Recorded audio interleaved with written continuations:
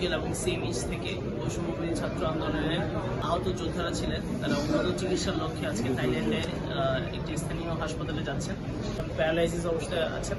Robotic থেরাপির জন্য আমরা বিশেষ করে থাইল্যান্ডে পাঠাচ্ছি এবং আমরা খুবই আশাবাদী তারা দ্রুত উন্নত চিকিৎসা নিয়ে আবার বাংলাদেশের মাটিতে ফিরে আসবেন। সরকার সবসময় তাদের পাশে আছেন। মাননীয় স্বাস্থ্য উপদেষ্টার সার্বিক তত্ত্বাবধানে আসলে স্বাস্থ্য মন্ত্রণালয়ের পক্ষ থেকে আমরা আহতদেরকে যত দ্রুত সম্ভব আমরা চিকিৎসা পাওয়ার চেষ্টা করছি এবং সামনে আমাদের আরও অনেক আহত যোদ্ধারা আছেন, তাদেরকে নিয়ে আমরা কাজ করছি। আমাদের এই আহত যোদ্ধারা আমাদের দেশের গর্ব।